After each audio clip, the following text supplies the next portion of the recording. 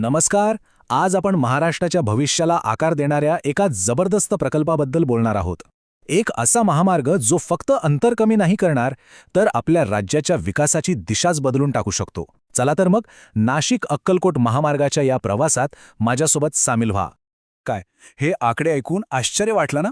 पण ही फक्त कल्पना नाहीये. हा एक असा प्रकल्प आहे जो महाराष्ट्रातल्या प्रवासाची आणि श्रद्धेची समीकरणं कायमची बदलणार आहे. आणि हो, येत्या काही वर्षातच हे सगळं प्रत्यक्षात येणार आहे. आता इथे बघा, जुना आणि नवीन मार्ग, फरक अगदी डोळ्यासमोर आहे. विचार करा, तब्बल 150 किलोमीटरचं अंतर कमी होतंय आणि वेळ चक्क 5 तास वाचणार आहेत. हा फक्त आकड्यांचा खेळ नाहीये बरं का. प्रवाशांसाठी आणि आपल्या व्यापाऱ्यांसाठी तर ही एक मोठी क्रांतीच ठरणार आहे. ठीक आहे, तर प्रवासाची सोय तर होणारच आहे.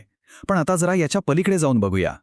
हा एकटा रस्ता एका मोठ्या राष्ट्रीय योजनेचा भाग कसा आहे ते समजून घेऊ. तर सगळ्यात महत्त्वाची गोष्ट ही आहे की आपला हा नाशिक-अक्कलकोट महामार्ग एका भव्य योजनेचा म्हणजे सुरत-चेन्नई इकॉनॉमिक कॉरिडॉरचा एक महत्त्वाचा हिस्सा आहे. हा कॉरिडॉर देशाचं पश्चिमेकडचं औद्योगिक केंद्र म्हणजे सुरत याला थेट दक्षिणेकडच्या चेन्नई या प्रमुख बंदराशी जोडण्यासाठी तयार केला जातो. आणि हा काही छोटा मोठा मार्ग नाहीये, तो तब्बल 6 राज्यांमधून जातोय. ह्याचा अर्थ सरळ आहे, हा फक्त एक रस्ता नाही, तर पश्चिम आणि दक्षिण भारताला एकत्र आणून एक अभूतपूर्व आर्थिक ताकद निर्माण करण्याचा हा एक प्रयत्न आहे. चला आता या प्रकल्पाची भव्यता काही महत्त्वाच्या आकड्यांमधून समजून घेऊया, म्हणजे त्याचा आवाका आपल्या लक्षात येईल. आता बोलूया थेट आकड्यांबद्दल. केंद्र सरकारने या महामार्गासाठी किती खर्च मंजूर केला माहितीये? तब्बल 19,142 कोटी रुपये. हो, तुम्ही बरोबर ऐकले. एवढी मोठी रक्कम म्हणजे महाराष्ट्राच्या पायाभूत सुविधांमध्ये एक नवीन पर्वत सुरू होणार आहे हे नक्की. आता यातल्या काही तांत्रिक गोष्टी पटकन समजून घेऊ. ग्रीनफील्ड म्हणजे हा रस्ता पूर्णपणे नवीन मार्गावर बांधला जाईल, त्यामुळे कमीत कमी अडथळे येतील. आणि ॲक्सेस कंट्रोल्ड म्हणजे काय, तर यावर कुठेही कसंही चढता उतरता येणार नाही. ठराविक ठिकाणीच प्रवेश मिळेल, त्यामुळे प्रवास एकदम सुसाट आणि अखंड होईल. हे आकडे तर खरंच अविश्वसनीय आहेत. बघा ना, फक्त नाशिक-अक्कलकोटच नाही, तर नाशिक ते तिरुपती किंवा थेट सुरत ते चेन्नई यांसारख्या लांबच्या मार्गांचा प्रवासाचा वेळ अक्षरशः निम्म्याने कमी होतोय. हा ही या प्रकल्पाचा खरा प्रभाव. आणि हे सगळं कधी होणार? तर जर सगळं काही ठरल्याप्रमाणे झालं तर याच वर्षी प्रक्रिया सुरू होऊन पुढच्या 3-4 वर्षातच हा महामार्ग आपल्या सेवेत दाखल झालेला असेल. एक गोष्ट लक्षात घ्या, हा महामार्ग एकटा नाहीये.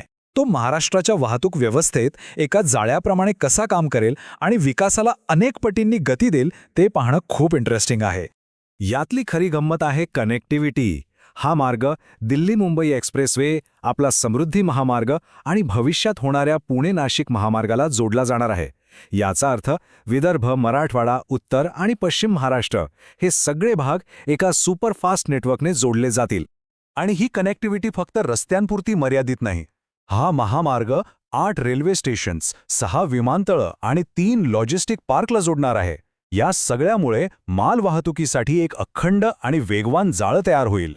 आणि हो, या महामार्गाचं सांस्कृतिक आणि धार्मिक महत्त्वही खूप मोठं आहे. जरा विचार करा, नाशिक, त्र्यंबकेश्वरापासून प्रवास सुरू करून शिर्डी, शनिशिंगणापूर, तुळजापूर आणि थेट अक्कलकोटपर्यंत महाराष्ट्राची ही सगळी मोठी श्रद्धास्थानं आता लाखो भाविकांसाठी सहज आणि खूप कमी वेळात जोडली जाणार आहेत. म्हणूनच हा खऱ्या अर्थाने एक श्रद्धेचा मार्ग ठरणार आहे. चला आता या प्रकल्पाच्या दूरगामी परिणामांवर लक्ष केंद्रित करूया. म्हणजे याचे आर्थिक फायदे काय आणि त्यासोबत येणारी पर्यावरणीय आव्हाने कोणती, या दोन्ही बाजू समजून घेऊया. हा महामार्ग आपल्या स्थानिक अर्थव्यवस्थेला कसा बदलणार आहे याचं हे उत्तम उदाहरण आहे. नाशिकचा कांदा द्राक्ष असो, नगरची साखर किंवा सोलापूरचं कापड, हे सगळं आता वाढवण आणि चेन्नई बंदरांपर्यंत काही तासांत पोहोचेल. याचा थेट परिणाम निर्यातीवर आणि आपल्या शेतकऱ्यांच्या उत्पन्नावर होणार आहे. या सुधारित कनेक्टिव्हिटीमुळे कृषी, वस्त्रोद्योग, साखर आणि दुग्ध व्यवसाय यांसारख्या प्रमुख क्षेत्रांना प्रचंड मोठी चालना मिळणार आहे. आणि याचा सगळ्यात मोठा फायदा काय, तर या भागांमध्ये मोठ्या प्रमाणात रोजगार निर्माण होतील आणि विकासाला खरी गती मिळेल. पण प्रत्येक मोठ्या विकास प्रकल्पाची एक पर्यावरणीय किंमत आपल्याला मोजावी लागते. हा ग्रीनफील्ड महामार्ग असल्यामुळे याच्या उभारणीसाठी अंदाजे 14,000 झाडं तोडावी लागण्याची शक्यता आहे आणि ही एक गंभीर बाब आहे, हे नाकारता येणार नाही. पण चांगली गोष्ट ही आहे की या पर्यावरणीय परिणामावर मात करण्यासाठी ठोस उपाययोजनांचं नियोजन केलं गेलं आहे. वन्यजीवांसाठी सुरक्षित मार्ग असतील, ध्वनी प्रदूषण रोखायला भिंती असतील आणि सगळ्यात महत्त्वाचं म्हणजे तोडलेल्या प्रत्येक झाडाच्या बदल्यात 10 पट जास्त झाडं लावण्याचा संकल्प आहे. विकास आणि पर्यावरण या दोन्हीमध्ये संतुलन साधण्याचा हा एक प्रामाणिक प्रयत्न दिसतोय. तर मग आतापर्यंतच्या या सगळ्या माहितीचा आढावा घेऊन आपण अंतिम प्रश्नाकडे वळूया. हा महामार्ग महाराष्ट्राचं भविष्य खरंच बदलणार का? तर मुद्दा अगदी स्पष्ट आहे. हा महामार्ग फक्त वेगाबद्दल नाहीये, तर तो मूलभूत आर्थिक आणि सामाजिक बदलांबद्दल आहे. या प्रकल्पामध्ये फक्त प्रवासाचा वेळच नाही, तर अर्ध्या महाराष्ट्राचं अर्थकारण बदलण्याची प्रचंड क्षमता आहे. या महामार्गाची क्षमता अफाट आहे, यात शंका नाही.